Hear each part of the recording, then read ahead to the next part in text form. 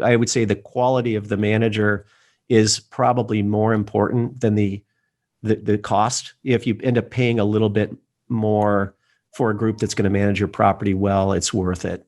Because it's a really relatively small difference in your P&L, 1 or 2% of revenue if they do a good job versus not.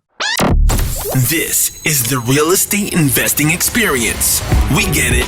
Real estate can be rough sometimes, and that's why we bring in the experts to talk about the experiences you won't hear anywhere else with your hosts, John Cohen and Chris Grinzik.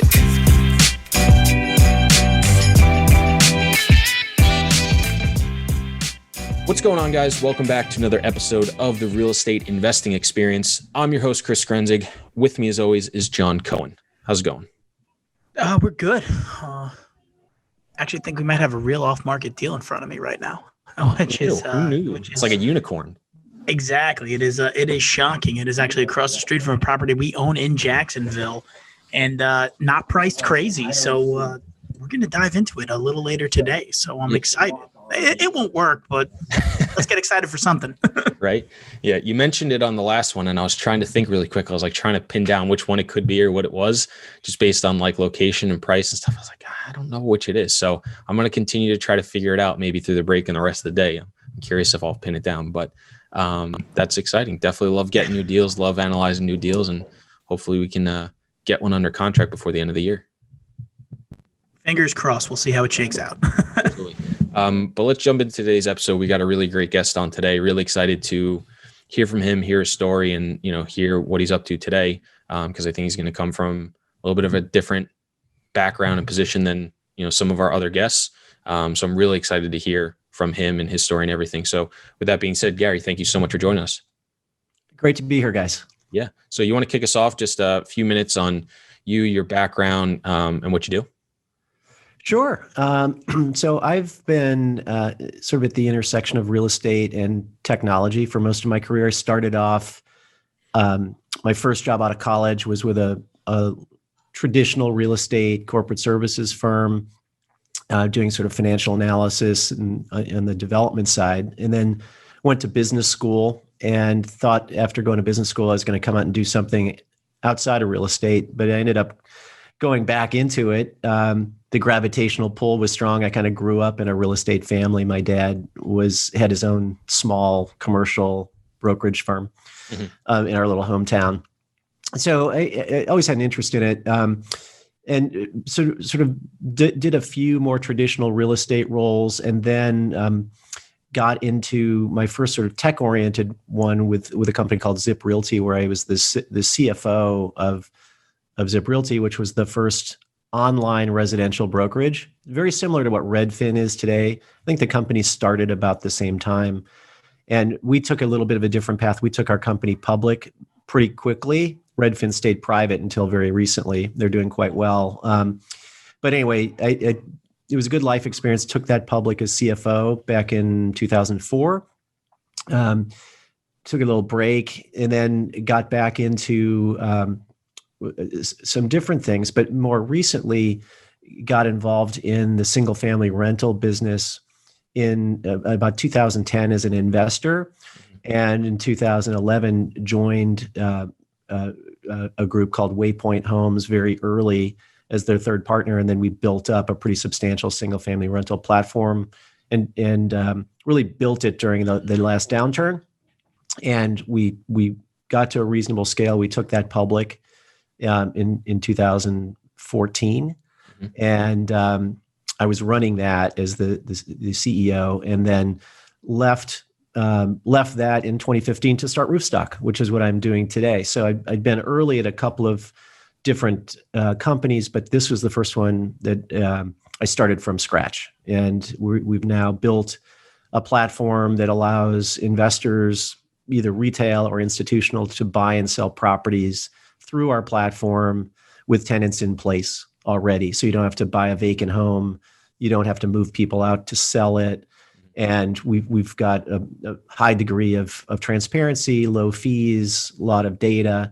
So we're really breaking down the geographic barriers to investing. So as the name implies, Roofstock, what we're trying to do is make real estate trades as liquid almost as stocks or bonds. And so what we do is we certify the home, certify local property managers, certify the tenants, have a complete kind of diligence vault there that you can see. So unlike a traditional real estate deal where you get something under contract and then you get your inspection, you negotiate a bunch of things, you find things. What we try to do is turn that on its head and do all that work up front in a package. So you could be sitting in, San Francisco or London or Cleveland, wherever you live, looking at homes in Birmingham or Atlanta or Phoenix. It's just like you're around the corner and buy them through our site in an e-commerce environment. So, like I said, we started about 5 years ago. We've had some pretty decent traction through the platform. We've done over a couple $2 billion of home sales in the last 4 years, and have about 170 people. And based in the Bay Area, we have a big operation also in Dallas. Awesome. I love it. I do want to back up a little bit. I definitely want to get into the platform a little bit more and how you guys do things and how you see things. But I think it's really interesting that back in, I think you said 2008, you guys started doing the single family rental portfolio and getting into that. What was the idea behind going the single family rental portfolio versus, let's say, multifamily, which is what, John and I, specialize in and do? Why did you go that route, and what was it like building up the infrastructure and the team for that? Yeah. Well, I think you said it, you guys were already doing multifamily, as were many, many other people. Nobody was really doing single family at scale, single family rental at scale. And I would say that there were two things that converged that allowed us and others to start doing this.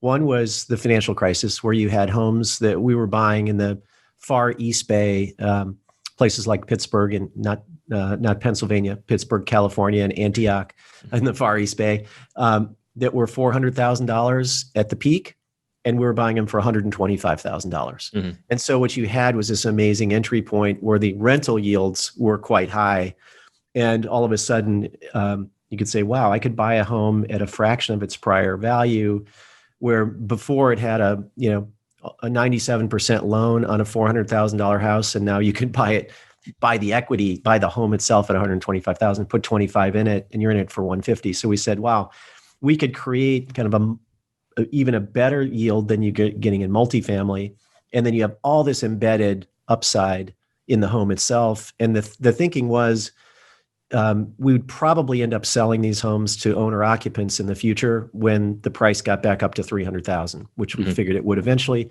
and we'd clip some coupons along the way. We also thought that there was the potential to create a real business around it. So it was one of those interesting things where we thought of fantastic real estate investment opportunity, but embedded in that was option value to maybe create a platform and own thousands of homes. And if we could figure out the operations. And then the second thing that happened along with the downturn was the advent of cloud and mobile computing, right? Because you think back then, that stuff was still pretty novel, but you could go through with an iPad and do inspections and have everything roll up to the cloud and automate a lot of processes. And so, 20 years ago, you couldn't have done that. Everyone had their yellow pads making estimates of repairs. And so it was the convergence of those technologies and the market opportunity. And if you think about it, no investors could really get access to own single family homes at scale. You could buy apartment buildings, but you couldn't buy a bunch of homes. Right. And so we and others were the first to really kind of do that. And it seemed pretty obvious at the time that this was probably going to become an institutional asset class. I mean, earlier in my career, I did a lot of multifamily work. When I mentioned right out of business school, I went and worked for a company that was forming REITs, and they formed a big apartment REIT, which ultimately became Archstone. But back then in the early 90s, there were very few institutionally owned apartment buildings, and now there are a lot. So once these things become institutionalized, they don't go back. Right. No, I think it was interesting. We just recorded a podcast that we were talking about a similar thing. And it's actually just funny to hear you talk about going to cloud computing and due diligence and stuff back in 2010. We know managers and people today that still haven't quite gotten there yet. So it's funny to hear that, 10 years ago, it was like, okay, we're shifting over, and I still know people that are, struggling to get there, and a lot of people that don't do it. So I think that's funny. What was it like, I guess, because I'm always interested in when people start something newer or are formulating something and having those early discussions and formulating business plans. How did you guys see the future of the single family rental space at scale and building a platform? Like, what was the vision for you? How did it formulate throughout the process? How did it change? And, where did it ultimately end up? Yeah. So I guess it really started, as many things do, with a much smaller idea. And it started with my buddy, Doug Bryan, who ended up, being there were three of us who were partners at Waypoint: Doug Bryan, Colin Wheel, and myself. Doug pulled me aside. Our kids played on the same soccer team. They were at tryouts and said, "Hey, I'm thinking about buying some homes as an investment." So I started looking at it in a real granular way. And so I helped him sort of figure that out. And then I said, "Well, Doug, have you thought about outside of the Bay Area? Are there other opportunities?" And then, so we just started ideating around it. And it seemed pretty obvious at the time that you had millions of foreclosures that were happening, a lot of homes that were vacant, a lot of them needed work, and you didn't have individual investors with the wherewithal or desire to buy these homes that needed substantial work. And even though the economy was recovering, people just didn't want to buy these types of homes. So we said, it's a very simple idea. If we could pool some capital, we could buy 50 or 100 homes, maybe create a little fund. And then that worked. And we said, wow, if we could do 100, why can't we do 1,000? And then we just started doing that sort of research and said, wow, there's 16 million rental homes around the country, and nobody owns more than 1,000 of them. Literally, we were the first to get to 1,000 in the whole country. And then within a couple months, by the end of 2012, Q1, first quarter of 2012, Invitation Homes, which was at the time controlled by Blackstone, was buying 1,000 homes a week. Wow. So that's how quickly that changed. And then everything changed at the auctions and things like that. But it was really kind of starting with a kernel of what made sense on a micro basis, and then doing some research on the size of the market opportunity. And because I, understood apartment economics pretty well, I said, wow, there's a lot of similarities in the profit and loss statement of a portfolio of single family rental homes versus an apartment building. But there are some disadvantages and some advantages. The disadvantages are it's a bit harder to maintain scattered site, but I think people overestimated that. We actually figured that out. And you have, if you have 1,000 homes, you have 1,000 roofs, not, a handful. Right. But you also don't have common areas to maintain. You don't pay utilities because those are paid by the tenant. You don't have single asset risk. So if you happen to be in an area where something bad happens, or, there's a loss of employment, with homes, they're scattered. And then you could actually get liquidity one at a time if you want, or as a portfolio. So I like to think about it, it's almost like a big apartment community that's mapped for condo, right? It's all rented out. Right. But you could say, hey, I want to take 10% of them and I want to sell them off and take those proceeds off the table. And you have that optionality. It could be, if it's worth more to a homeowner, you could sell it that way. If it's worth more to an investor looking for the yield, you could sell it that way. So all those things pointed to, wow, if we could figure out the operation side here, this could be the beginning of creating a whole new asset class, single family rentals. And now there's about 300,000 homes that are owned by institutional investors, where when we started, it was literally zero. But it's still only, call it 2% of the rental homes in America are owned by institutions. Right. So I don't know what apartments are, but it's probably 40%. I mean, it's a big number. Yeah, I'm sure it's significantly higher. Yeah. I know. We were talking with I think the founder of a company called Avail, which does like property management for small landlords, basically people that own one rental or whatever. And God, I want to go back, but I want to say it was something like the overwhelming majority of quote unquote landlords in the world, or excuse me, the country, own like 1 to 2 units. Yeah. And it's just crazy to hear basically the same statistic, but flipped on the other side from you, kind of backing up what he said, that it's pretty wild that, I know even today there's still a ton of money pouring from institutions into the single family space, especially with today's world of COVID and, work from home stuff. I'm sure that's going to continue. But to hear that, the minority of rental home Yeah. ownership is by institutions is pretty crazy, because it's definitely the opposite in our space. Totally. I think something like 85% of the homes, looking at our data, are owned by owners who own 4 or fewer. Mm-hmm. And over 50% of the homes are owned by someone who just owns 1. So it's extraordinary. Yeah. So and what we're trying to do and others is take the kind of the tools that we have and the knowledge that we have and make it available to individual owners. Because if you're just out there on your own and you own 1 or 2 homes, you don't really have access to any resources. You don't really know how to manage them very well, or you just kind of know what you know. So you don't get scale pricing. So your insurance is higher. Your costs to repair things are higher because you have no buying power. Right. So it's one of the things we're trying to do is help bring some of that to the masses. Mm-hmm. It was a lesson we learned as well, because probably about 2.5, 3 years ago, we buy in the Southeast and the Midwest, and we were probably in 10 plus markets. A couple of them, it was just one property in each. And we started looking and saying, we do multifamily for economies of scale, and we're spread out all over the place. So it's like we're having to fly to multiple markets all the time. We're having to go to all these places. Multiple management companies were like, this is crazy. So we actually dialed it back from the number of markets we're in. And, we've only focused on, 2 clusters, basically, one in the Midwest, one in the North Florida. And one of the reasons for that was, one is the economies of scale. 2, it's, you don't have to go to many places. But one of the largest reasons was we wanted to acquire several assets and do the same thing that you said of if we want to sell them as one-offs because we think we'll get better bang for a buck, or if we want to sell it as a portfolio, it allows us that little bit of flexibility of exit, or, just sell one-off, sell them slowly at a time.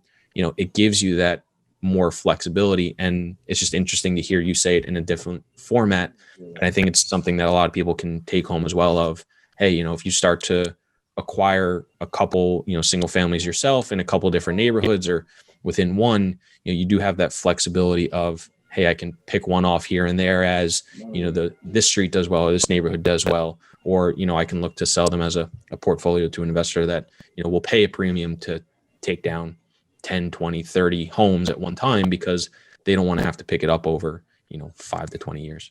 I know you guys are in the Jacksonville area. Where in the Midwest are you? What market are you clustered in there? Mostly Columbus. We have a student housing deal that we built in Clarksville, Tennessee.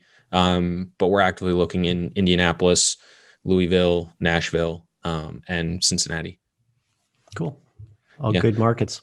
Yeah. So talk to me a little bit about this idea of real estate as stocks, because I think that's always something that's interesting. I think it's tough for people to get involved in a way in real estate oftentimes because you got to qualify for a loan. You need larger amounts of money, right? You can enter with fractional shares today. Now you can enter the stock market for, dollars or even $10, right?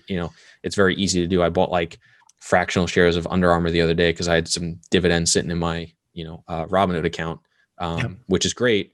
And I think there is a desire and want from the nation and even outside the nation to get into real estate. And it's not always the easiest thing for people to do, especially if, it's too pricey in where they live, or maybe they don't want to invest where they live, or they want to have an easier transaction. Like they don't want it to be active. They want to just be passive like the stock market, but they want to diversify.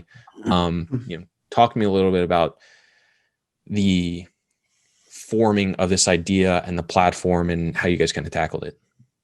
So fundamental to what we've been wanting to do since the beginning is democratize access to real estate investing. And what's that mean? It means breaking down the barriers and making people, giving people that access so you don't have to be a large institution to get access to this sort of same sort of tools and opportunities.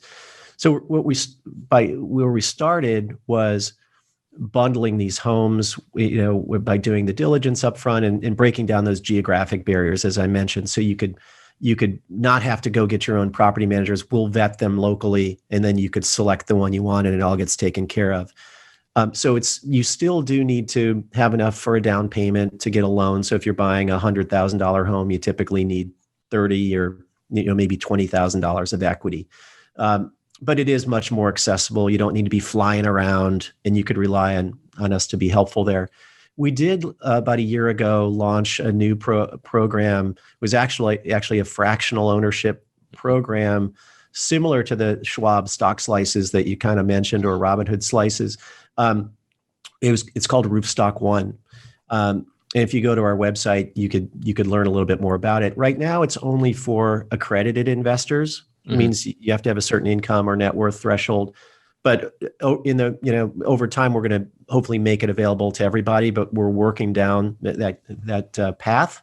But basically, the idea is you could buy shares in rental homes that are already leased that we manage.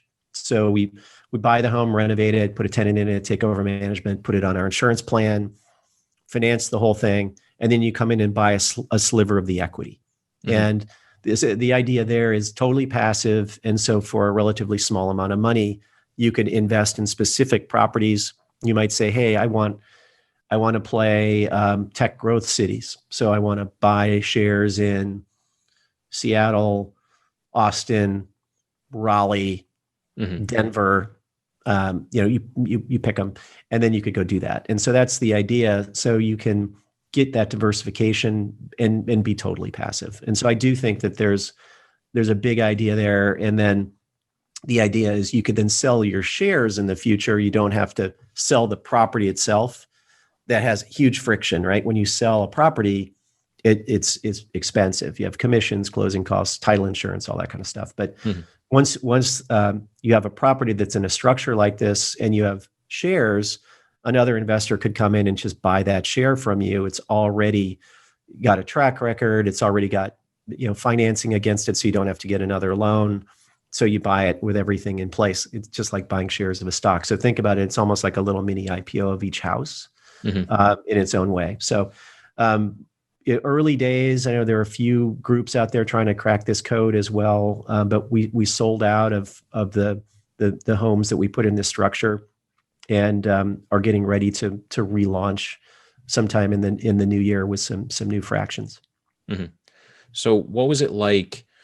Because I think probably one of the biggest issues that I think probably comes up with single family space, especially out of your area or with little knowledge, is obviously the management of the properties, the operations, finding tenants, finding good tenants, paying tenants, and when things go wrong, fixing those problems. How have you guys tackled that problem? And do you guys stay on afterwards? Is it you're just facilitating transactions? Where do you guys fit in the equation, and why did you choose that fit? Yeah. So what we chose to do, at least initially, we'll see if we end up getting more vertically integrated down the road. But for now, we do property management for institutional investors, but we don't currently do it for retail investors. So what we've chosen to do instead is vet local property managers in each of our markets. So we're in about 70 markets around the country, and we work with well over 50 different property managers. Some operate across different markets. So we vet them. So in each home that you look at, as you go through the process of buying it or evaluating it, you can see which property managers will recommend for that area, what they charge, all that. And so what we do is we sort of hold those property managers accountable for good service. We negotiate good pricing, so you could get better pricing on coming through Roofstock than, let's say, you're just coming off the street as a mom and pop owner. You get that kind of buying power, and we stay on these guys. And if you have any issues post closing, we have our customer service hotline, and you could just let us know, and we could step in and try to resolve things issues that you may have post closing with a property manager. A lot of people have asked us if we're interested in getting into that last mile property management. It may be something that we do at some point, because it, more than anything else, just to remain connected with the client and continue to deliver good service. But for now, our strategy is to really work with third parties and try to optimize the performance that way. Have you, from a standpoint of that, I'm sure the pressure from you guys with the management company obviously helps the clients.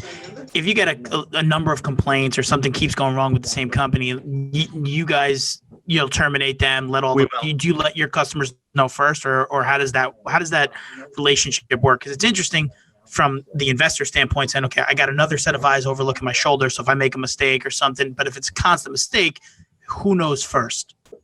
Yeah.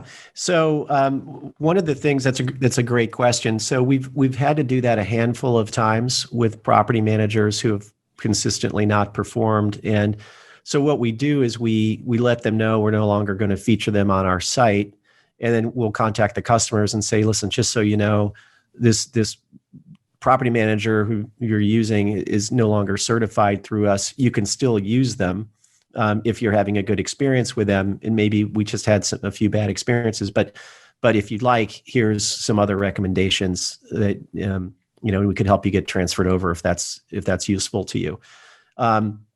But it is important to have that customer feedback, and property managers are, as you know, some of them are very good and some aren't. And you need that feedback, and we're all about transparency. And if those who are good, we're going to feature really prominently, and they're going to get more business from us. And those who aren't treating people well and delivering good service, they're just not going to. They're going to lose that privilege. Mm-hmm. So, what do you guys look for when you're vetting property managers? Because I think this could help a lot of people listening, especially in the single family space, which I think can be difficult. What are the biggest things you look for when you're vetting a management company? What are what are some big red flags, and then what are the things that you love to see? Yeah. So I think scale helps, right? So if you have a property manager who only manages 20 homes or something like that, they're probably not universally going to be worse, but they probably don't have very sophisticated reporting.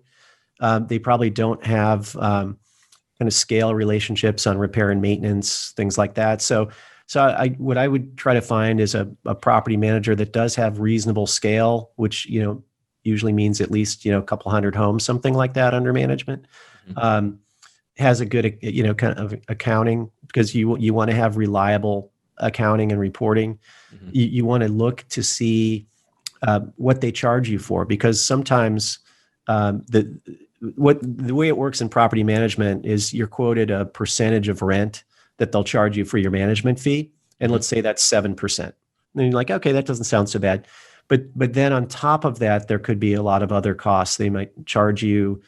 Typically, there's a cost every time the home is leased. You'll pay between a half a month and a month of an annual rent to get it leased.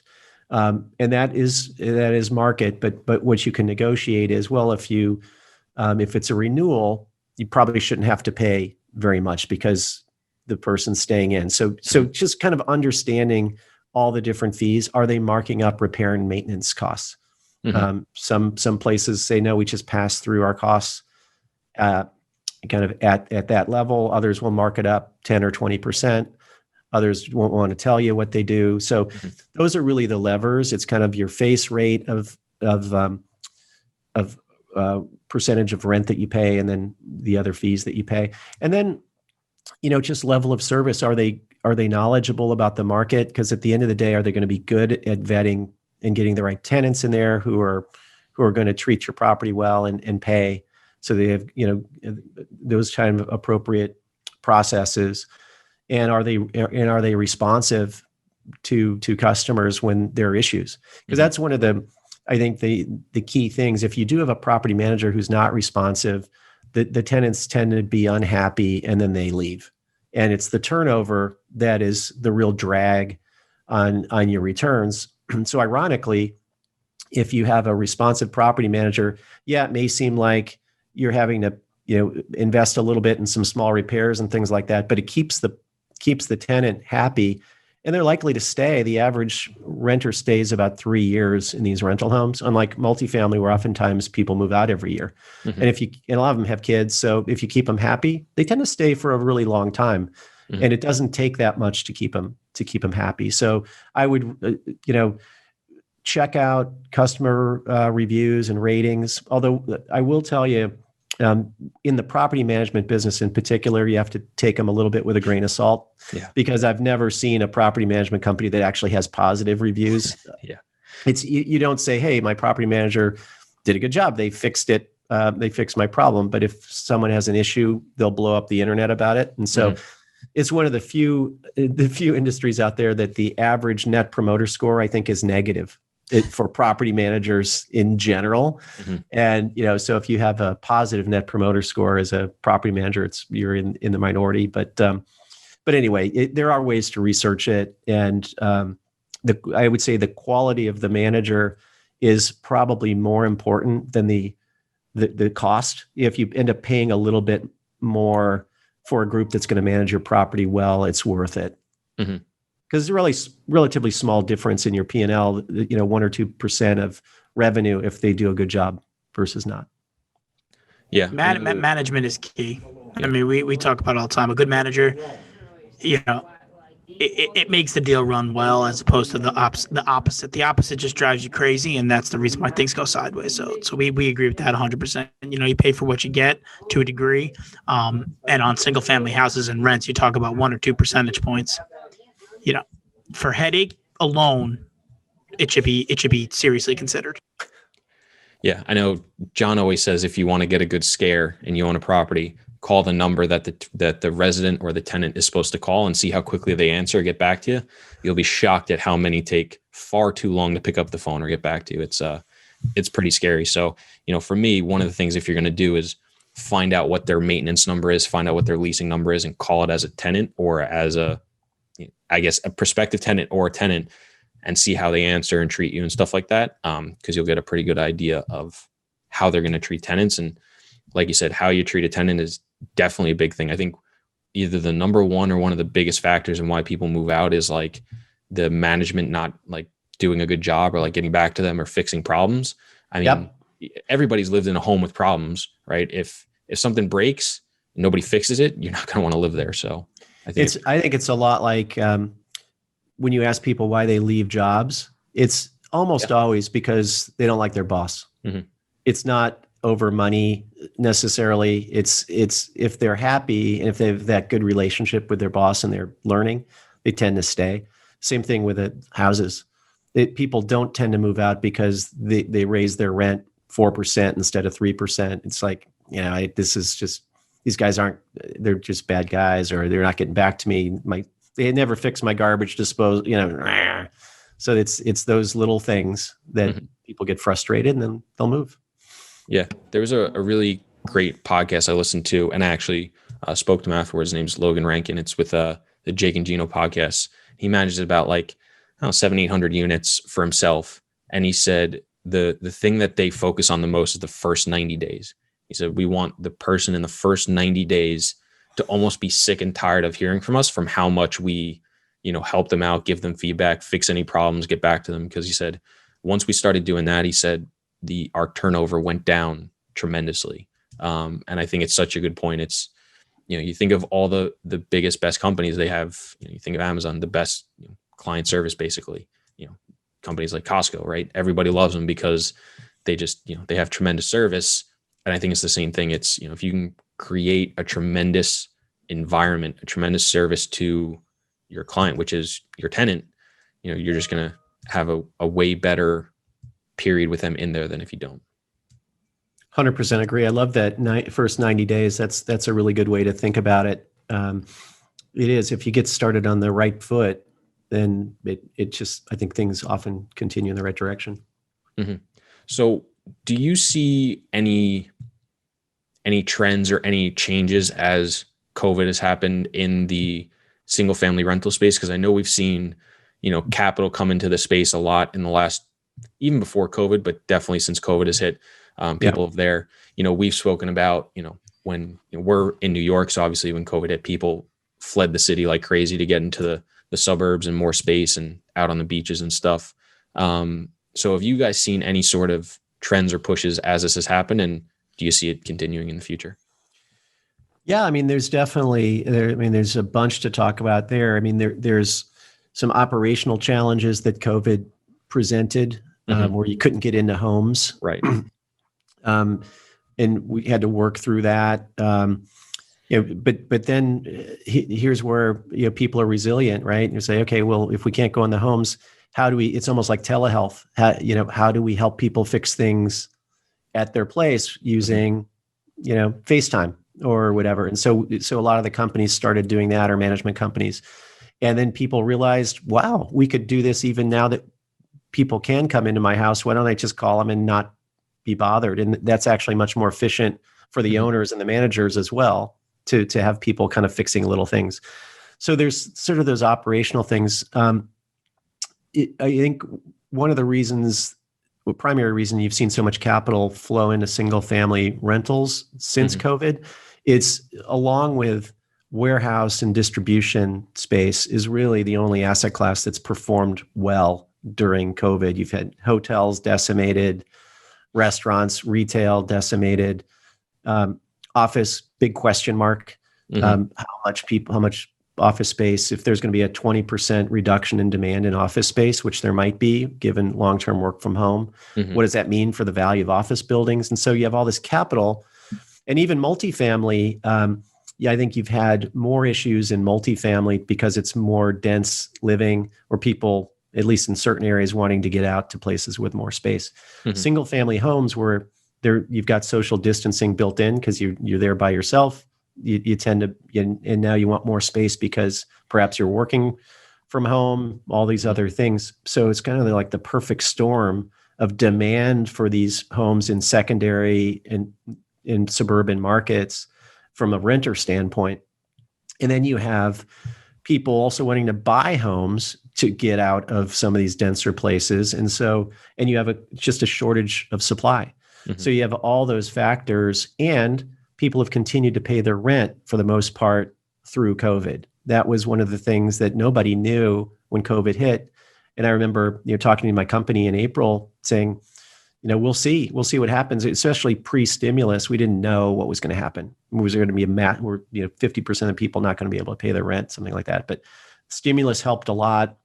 And even after the major part of the stimulus burned off, delinquencies in bad debt has not spiked. It still stayed, quite manageable. And landlords, be they either institutional or small, have tended to work with people who have had issues, and it just hasn't been that big of a deal, surprisingly. So there's capital's lined up to support this. Home builders are building homes more and more for rent. It's called build to rent, as you guys know.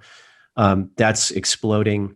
And it's just a shortage of supply. And so the long-term fundamentals of U.S. housing, I think, are just quite strong because it's hard. It's a lot harder to add homes than it is multifamily. That's another thing that people like about it, because you could have a city that experiences a ton of building go vertical, and you could, be a Miami or places like that you go through these boom bust cycles of residential development. But if you have tons of space, it doesn't mean necessarily you could build tons of houses, because you have high labor costs, land costs, environmental regulations, impact fees.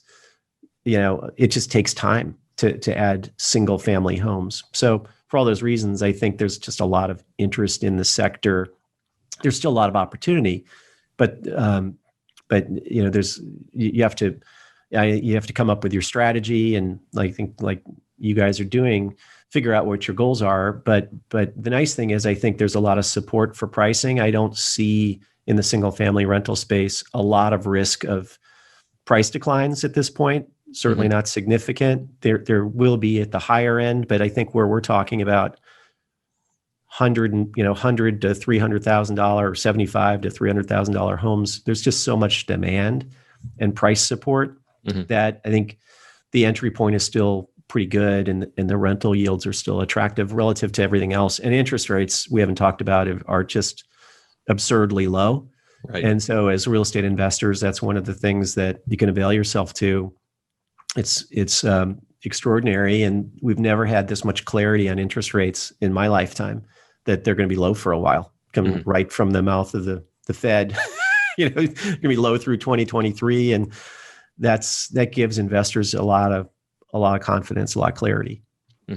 So I have a question because I think everything says 100% right. Just, the contrarian side of me, a lot of these houses have tenants in them. Um, do the owners of the houses have the ability to continue to pay the mortgages? Because obviously, with all the forbearances and all the breaks and people not paying or delinquencies and the courts not being able to foreclose, Yeah. in our immediate area, maybe more so, but how does that, what level of data or knowledge? And I don't, the answer is, let's wait. We have no idea what's going to happen yet because it's so early and the domino hasn't fallen. But how does that impact the tenants potentially, and then slash, the people buying the houses? Maybe, oh, you know what, I'm not going to pay for my second house anymore. I'm going to wait to see how this shakes out. What's your view there? How do you guys look about, how do you go about that when you're going through this process? So to date, we haven't, at least in the properties we manage and the landlords we talk to, have not seen widespread issues of tenants not paying rent. There haven't been rent strikes. There haven't, people even who've lost their jobs have either had enough money from the initial stimulus or have kind of figured out how to stay reasonably current. That being said, I think there's likely to be some more stimulus coming out of Washington now that the election is behind us. You've got an administration that if something doesn't happen, pre-January 20th, I think it'll happen very soon after. And no administration wants widespread evictions or foreclosures on their watch. The last thing we need right now is a housing crisis. And I think you've got will on both sides of the aisle to provide a safety net to people who are impacted by COVID. The question that they're wrangling over is how big should that be and what form should it take and all that kind of stuff. But I'm confident, and we do. I'm involved in the National Rental Home Council. We're reasonably close to what's going on in DC, and so I know that there's a lot of productive conversations going on. And I'm fairly certain there will be something that comes out over the upcoming, weeks or small number of months. If it doesn't, then I think there's risk. I think you could see people, not being able to pay their rent, and landlords then not being able to pay their mortgage. But I think what they're trying to do is avoid that vicious cycle, make sure people can pay their rent so landlords can pay their mortgage. One of the things I've also been doing is I've talked at the state level to some folks, reinforcing the fact that the vast majority, as we talked about earlier, of owners of single family rental homes are mom and pops. They're not the big institutions.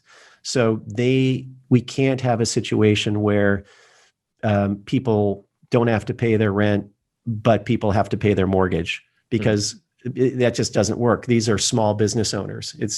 It's kind of like saying you have to keep your restaurant open and feed everybody, but they don't have to pay, right? That's not fair. And I think people get that. And so I think the easiest way to do it is make sure the liquidity flows to the people who have to pay their rent or their mortgage. And so then everything else takes care of itself. Yeah, I think people forget that. And I think the public in general thinks of the landlord as the person that, owns hundreds of millions or tens of millions of dollars worth of property, and not, the person down the street that just owns a house on the side and doesn't really tell anybody. I mean, I didn't realize for the longest time that my dad had owned a second home years back, and that my aunt owned a second home and rented out. And, And my guess is they owned it pretty near where you lived. Is that how it worked? Yeah. Yeah. Because we did some work in the state of California for Governor Newsom's office, because they were looking at some analysis. And I think we discovered that something like 80% of the rental homes in California are owned by individual owners who live like within a 30-minute drive. It might even, it's either in the same county or same town. And so the landlords, I mean, basically you're renting a home from somebody who lives in your neighborhood oftentimes. Right. And it just kind of drove home that it's not this big kind of faceless institution. It's, for the most part with these homes, it's average people who kind of rely on that either for their retirement, or to build wealth over time. And so anyway, I think it's an important point. It's not a big kind of monolithic institution who you're kind of up against. Yeah. No, I think it's important to realize. And I think, one thing that's helped too, and, you probably, you're more open to more markets, but one thing we've definitely seen that's helped is unemployment rate has come roaring way down from its highs of, 10 to 12%, maybe even more in certain areas. So definitely, I think if they were talking, and I know it's up for debate right now, whether they're going to do, more hard shutdowns, or it's going to be just on a as needed basis, or what's going to happen. But I definitely agree. There's definitely risk if there's going to be more talk of shutdowns, that more stimulus is going to be needed. I think if things tend to stay relatively open, I think stimulus will be nice, but I know we've seen, our collections rate has steadily increased. People that were behind on prior months were able to catch up. The amount of evictions that have been had compared to what we thought back in March, April, May is significantly less than we thought. So, I think if things kind of stay consistent, which they may not, because positivity rates seem to continue to go up. I'm not tracking it that closely, to be honest. But if that does happen, then I can definitely see more risk there for sure. Yeah, I think if you do see more shutdowns, certainly if there's anything that comes out at the federal level, you will likely see stimulus money behind it to support it, because if they're going to ask people not to go to work, they're going to provide that incentive. And in the big picture, it's going to be viewed as part of this. How do we get out of this hole? And it's a relatively small incremental amount to kind of get us to a place. We can't do that forever, but we have to get to a point where we cross over and the economy can get back to work, and then we'll be off to the races again. But we get some good news with these vaccines this in the last couple of weeks, so that's very, very promising. Yep, 100%. I think that's a great place to wrap up. Gary, thank you so much for coming on, sharing your insights and experience. If people want to learn more about you, your company, follow you, get in touch with you, where can they do all that stuff? Sure. Well, the company is just roofstock.com, just how it sounds. Probably the best way, if somebody wants to reach out to me on LinkedIn, feel free. That's probably the best way to reach me, or just you could also shoot me an email directly at Roofstock. It says Gary@roofstock.com. And we also have a lot of educational resources on our site for people who, a lot of times people will engage with us for a year or two before they buy anything. We have the Roofstock Academy, which provides a lot of learning opportunities for people. And a lot of our, actually, I think about 70% or so of our investors are first-time investors in real estate. So we are a good kind of on-ramp for people to start investing. We have plenty of very experienced people as well in a bunch of institutions, but we try to make it approachable. And there's no question that's a dumb question. If you get in touch with us, we're there to help. Awesome. I love that, because definitely investing, finances, real estate can be overwhelming or intimidating for someone that doesn't know how to get started. So if you are newer or you are trying to learn, definitely go check out that stuff. Definitely go find Gary on LinkedIn. It's Gary Beasley, Beasley. And thank you so much, guys, for listening to this episode of the podcast. If you're not already subscribed, it would mean the world to John and I if you would do so. And if you are, please send it to someone that you think would get a tremendous amount of value from this episode. Gary, once again, thank you so much for coming on. This was fantastic.